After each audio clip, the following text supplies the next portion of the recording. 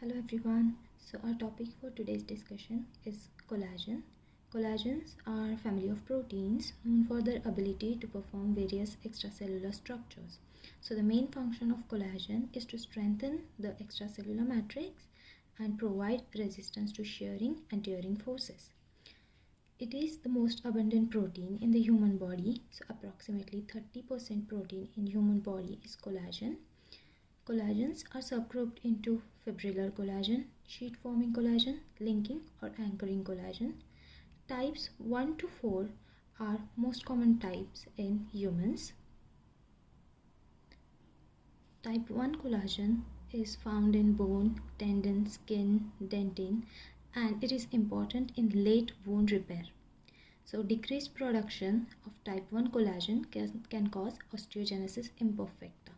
So let's talk about osteogenesis imperfecta. It is a genetic bone disorder.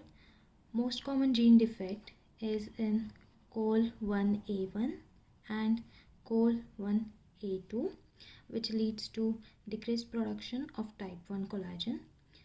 Most common form is autosomal dominant. And let's talk briefly about the clinical features. So the patient often presents with multiple fractures and bone deformities, and the fractures are caused by minimal trauma. The patient also has blue sclera. It is due to the transparent membrane over the choroidal veins. And there is this another feature known as dentiogenesis imperfecta, which occurs due to lack of dentin.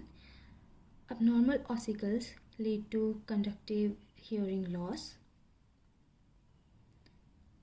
Now let's talk about type 2 collagen. It is mainly found in cartilage, vitreous body, and in nucleus pulposus.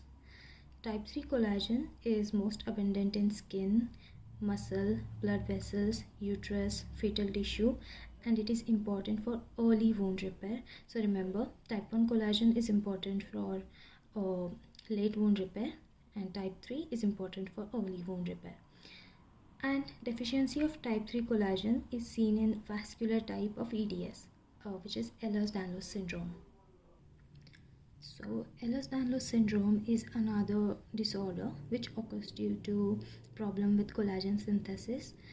Problem with collagen synthesis leads to hyperextensible skin, hypermobile joints, and easy bruising.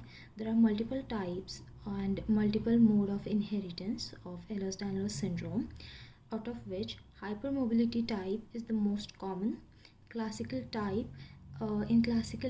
there is genetic mutation in COL5A1 and COL5A2 gene, which codes for collagen type 5.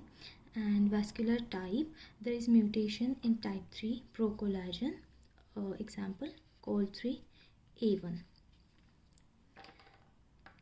So let's talk about type 4. Type 4 collagen is found in basal lamina and in lens. Alport syndrome is one of the clinical correlations related to type 4 collagen. So in this disorder, there is mutation in type 4 collagen. Most common form of Alport syndrome is X-linked dominant. So you will see a classic triad of eye problems: glomerulonephritis and sensory neural deafness in Alport syndrome. Next, we'll talk about Goodpasture syndrome. In Goodpasture syndrome, there are autoantibodies against type 4 collagen.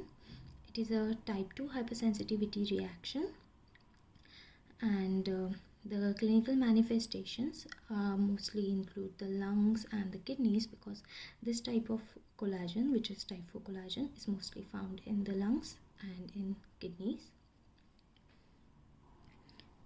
Let's talk quickly about collagen synthesis. So it begins with formation of mRNA for each type of alpha chains, and then translation of collagen alpha chains takes place in rough endoplasmic reticulum. So you'll see GlyXY pattern, and collagen is 1/3 glycine. So the next step will be hydroxylation of specific proline and lysine residues. This tape, it requires vitamin C, and deficiency of vitamin C, that's why leads to scurvy, where patients usually presents with bleeding gums. Next step is glycosylation of specific hydroxylysyl residues. Now there will be formation of triple helix of 3 collagen alpha chain. Defect in triple helix formation can lead to osteogenesis imperfecta. Now we have the triple helix, it will be now transported into Golgi complex. In Golgi complex, packaging of soluble procollagen in secretory vesicles takes place. Secretory vesicles are transported like they transport procollagen to the cell surface, and now exocytosis of procollagen into extracellular space occurs. Now in extracellular environment, procollagen peptidase, they cleave non-helical terminal peptides, and now it leads to formation of insoluble tropocollagen.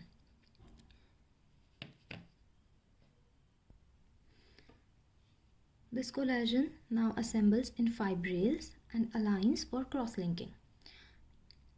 Fibrillar structure is reinforced by formation of covalent cross-links between collagen molecules, and it is catalyzed by enzyme lysyl oxidase, and this enzyme requires copper. Now deficiency of copper will lead to Menkes disease. It is a connective tissue disease and it is X-linked recessive.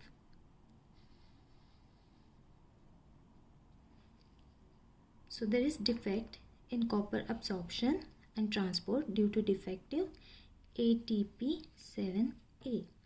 So now we have decreased copper, which means we will have decreased activity of lysyl oxidase, and it will lead to defective collagen cross-linking. So the clinical features of Menkes disease are brittle hair, growth and developmental delay, hypotonia, and increased risk of cerebral aneurysm. So that's all from this video. Thank you.